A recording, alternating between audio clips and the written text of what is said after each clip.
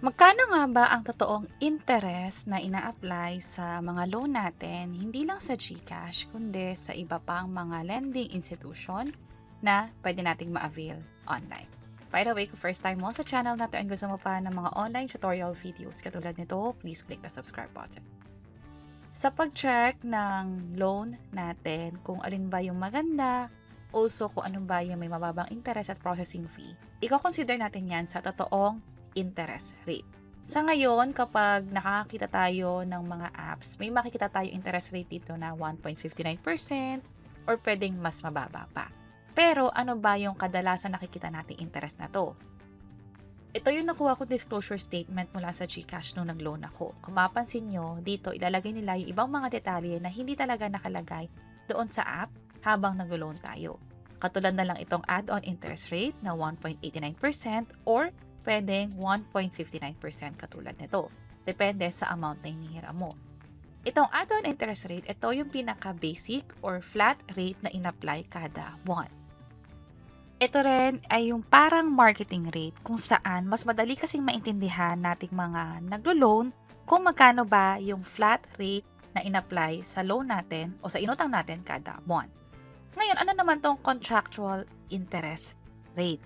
Ito yung totoong rate na nakalagay talaga sa loan contract. Katulad na lang din ito. At ito rin kasi yung sinusunod ng system o ng mga bangko para sa monthly amortization mo. Ngayon, mapapansin mo na parang ang laki nung tinalon. Like 3.26% to. Tapos yung nakita ko dun sa app is 1.89%. Kahit malaki yung diferensya niyan, ang resulta naman nito ay halos pareho lamang dahil ang basehan nito ay lumiliit naman yung interest o yung utang mo kada buwan. Ibig sabihin, kung nakapagbayad ka na ng first monthly amortization mo, yung i-apply na contractual interest rate doon nasa 3.26% nga, pero mas lumiliit naman dahil yung natitirang utang ay lumiliit din. So, klaruhin natin na pareho lang talaga itong add-on interest rate at contractual interest rate. Nilagay lang siya dito sa disclosure statement kasi ang pinakaginagamit ng mga bangko sa pag-compute ay itong contractual interest rate. Ulitin ko lang na kahit magkaiba yung interest na pinapakita dito, pero kapag tinotal mo yung hinuhulog mo kada buwan, pareho lang din yung magiging itsura niyan. Dito kasi sa add-on, pare-pareho kada buwan yung in-apply na interest. Unlike sa contractual interest rate, kada buwan kasi nababawasan yung utang natin dahil nga naguhulog tayo at dahil nga lumiliit yung utang natin, kahit mag-apply pa tayo ng 3.26% dyan, magiging pareho lang siya in the end sa add-on interest rate. Ang pinakamalaking kaibahan talaga ay itong effective interest rate, kung saan ito na rin yung pinakamagagamit natin na comparison sa ibang mga lending institution. Bakit? Kasi kasama na dito yung lahat ng charges na nakapaloob doon sa loan. Kung mapapansin nyo, dito sa GCash, merong processing fee na 3%.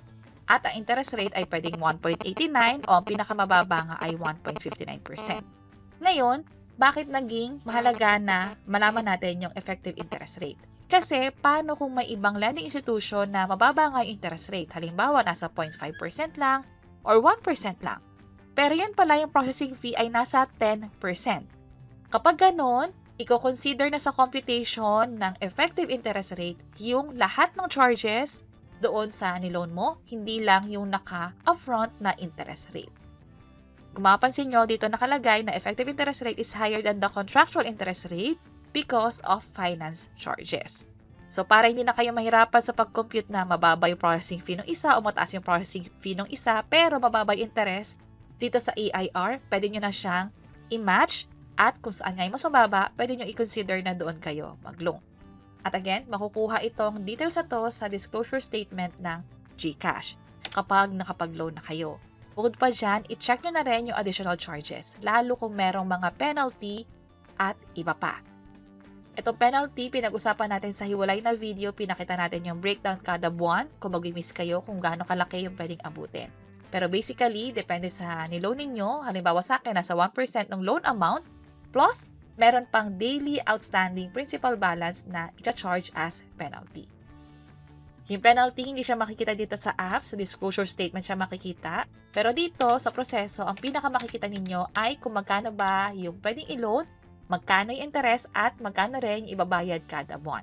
May mga perks din dito makikita katulad ng free health insurance at accidental death and permanent disability coverage na din. Sa pag-apply ng loan, mabilis makukuha yung pera. Katulad nito, nag-apply tayo ng 5,000 pesos. Pinrovide lang natin yung mga information na hinihingi nila. And then right away, itong niloloan ko ay napunta na agad sa balanse ko. Kanina yung pera nasa 15,000 pesos pero after ng OTP, nasa 19,000 pesos na yung balanse ko dito. Ito yung 4,850 na niloan natin. And kapag binayaran pa natin to in full, ibig sabihin, nag-advance payment tayo sa G-loan natin dito sa Pay Now, pwede tayo makakuha ng cashback. Nakatulad nito, fully paid at nakakuha rin ako ng interest cashback or refund worth 678 pesos.